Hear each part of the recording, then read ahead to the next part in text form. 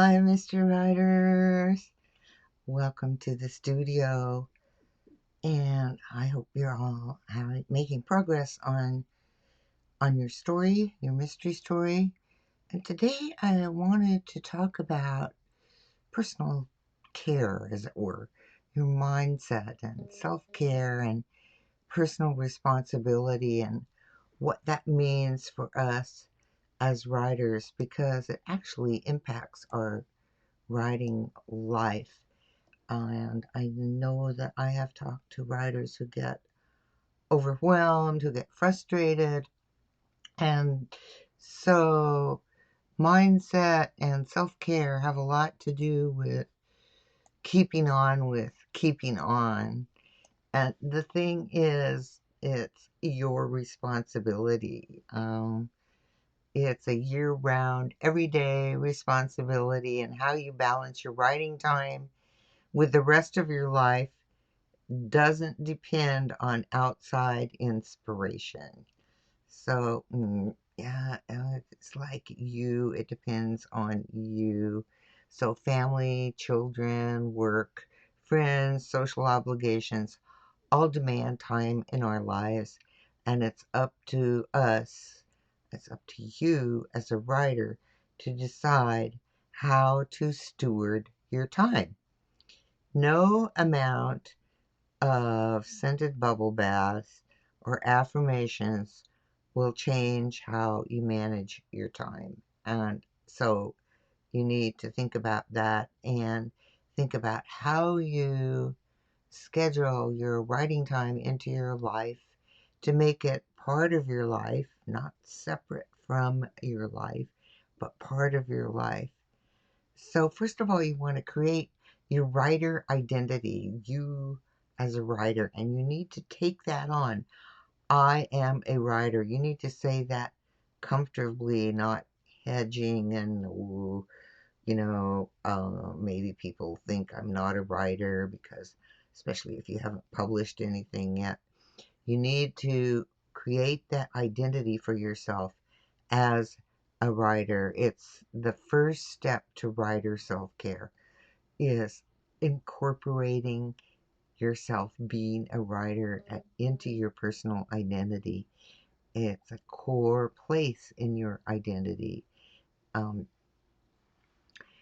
because your mindset depends on that vision of yourself as a writer. So unless you incorporate a vision of yourself as a writer, you'll struggle to prioritize those writing goals and make decisions to reach those goals.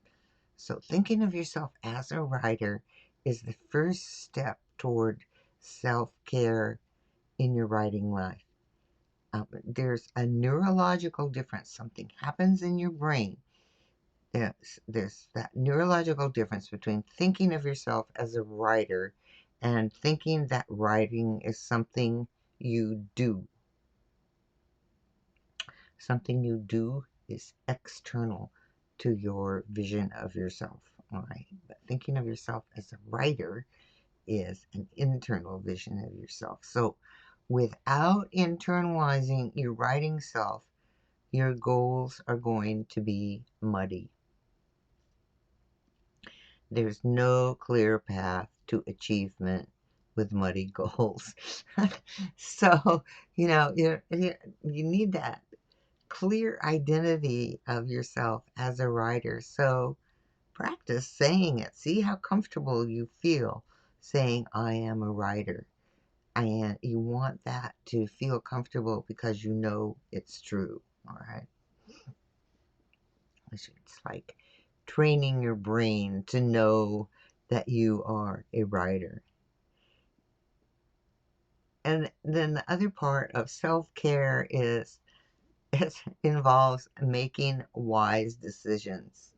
So, those warm-scented bubble baths are really fun, but as far as your writing life is concerned, you want to make wise decisions, and decision making is based on your vision of yourself.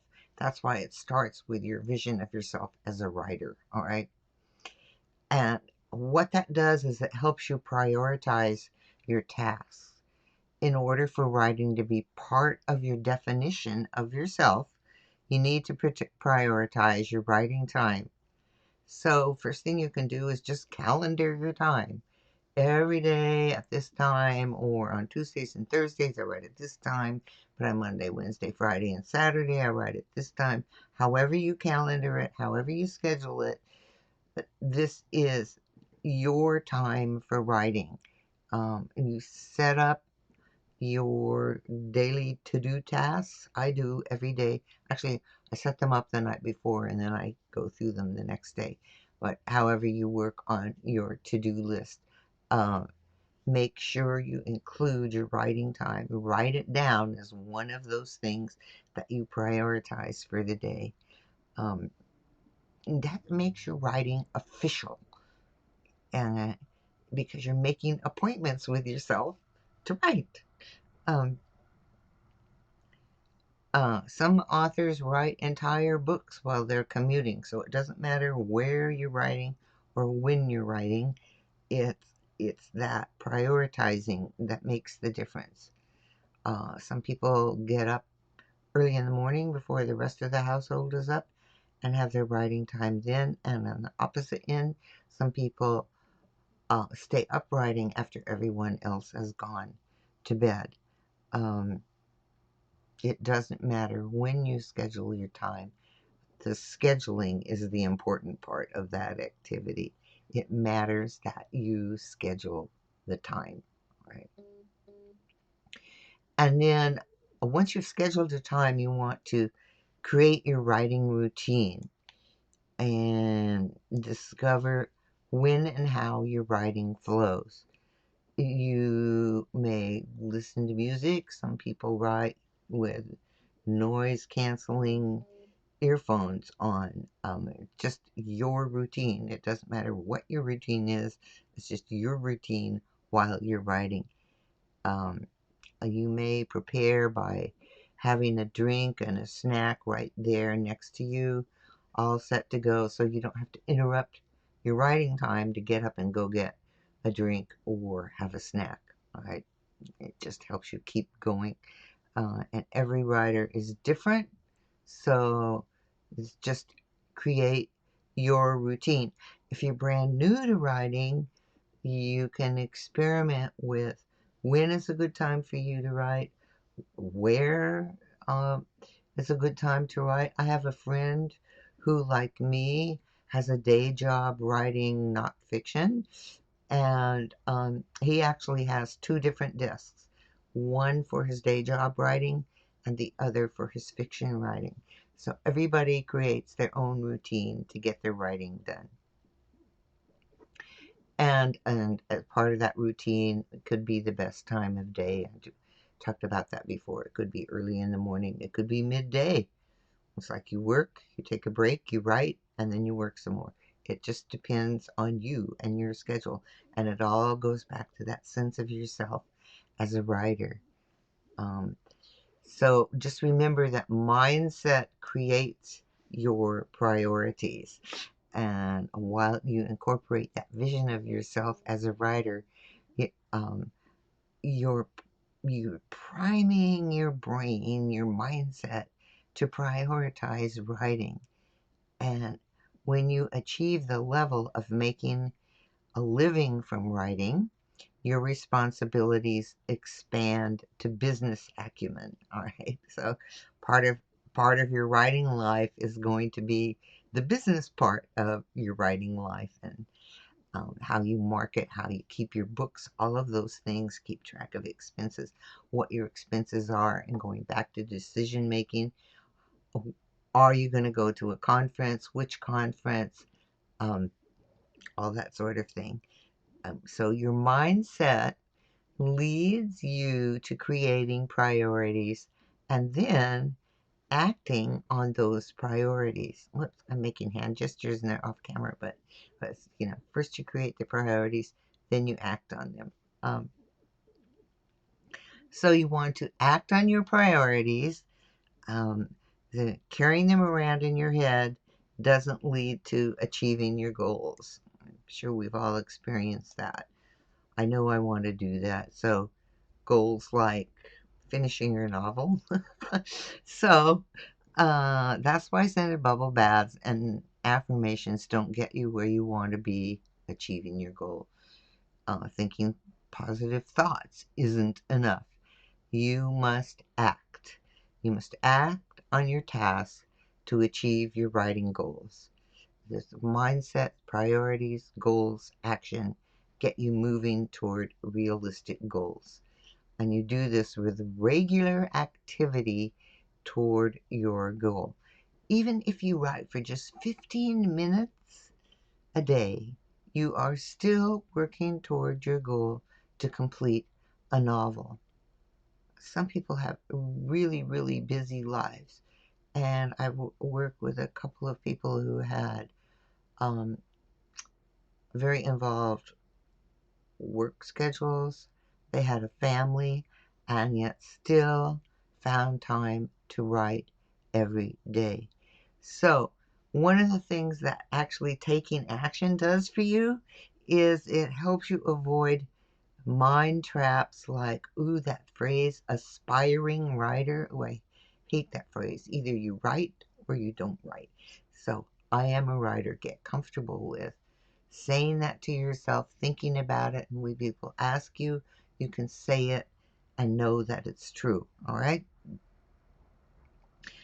I really have a thing about aspiring writer because it implies that you aren't one yet. All right.